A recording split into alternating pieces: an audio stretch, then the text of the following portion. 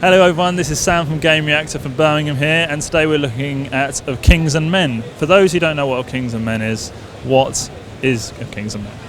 Hi, Of Kings and Men is a medieval warfare game which features many elements from medieval combat games, plus a certain persistency to it as well, both for your character and for a global strategy map.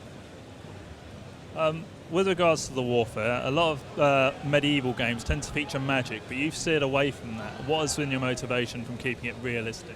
For us it wasn't really a decision. We just wanted to stick with history because it's just so full of stories and you don't need anything on top.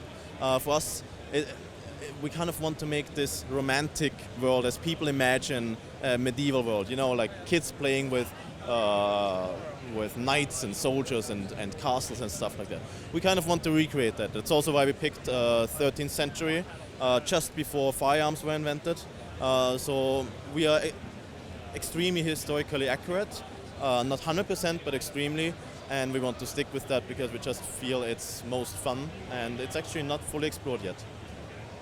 In regards to combat, we played combat where you play one fighter, but you told us a little bit about commanding a whole battlefield. Yes. Could you tell us a little bit more about that? So for us, we want to give you the opportunity to both play as an individual soldier, but also as a commander, commanding hundreds of soldiers. But those soldiers are actually not AI troops or NPCs, they're actually individual players. So that's why we came up with the Epic. Right now it's a kind of board game where you can send troops around, and when those troops fight, actual people take control over the troops, and you can command them, you can give them orders, send them to different directions and let them fight it out. And the enemy does the same. So there's no NPCs in our game that have actual meaning. Everyone you fight against is an actual player. Apart from the Epic, what kind of game modes can fans expect from the game?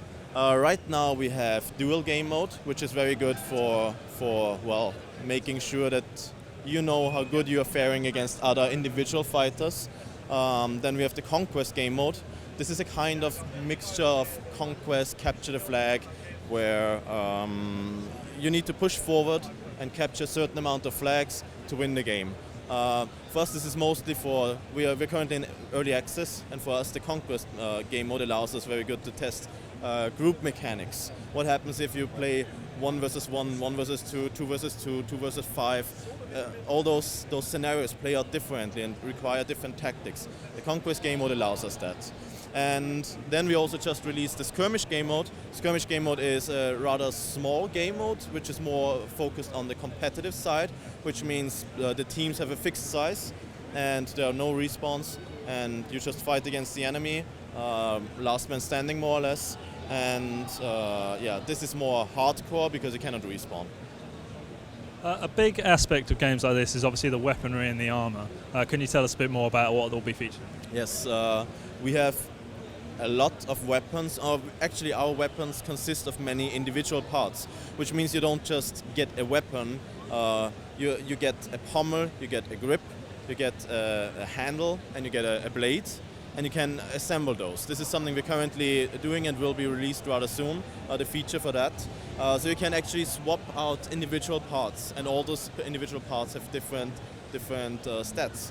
So in the end, you have hundreds of thousands of different weapons, and you can design them however you want. The game has currently been released for early access quite recently. How's the development process now?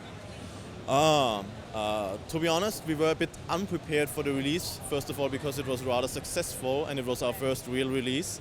And we are still in the process of fixing things that pop up during the release, because those always have highest priority. We want to make sure that our game is known as one that is stable and running, and there are still issues where some of the things are not working for some people. So this is our highest priority.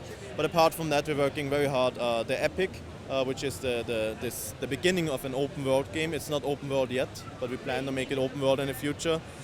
Is also being developed right now and being released very soon. I can't say when because deadlines and developers, they don't go well together, but it's going to be released very soon. And apart from that, we are working on horses. We are working on more weapons. We are working on a tournament mode so people can actually play and see their rank in a ladder. And what else was there? We're working on a blood system that many people requested, so everything gets a bit more bloodier, and a few other things. We work on many things at the same time, and we're gonna release a big patch in the near future.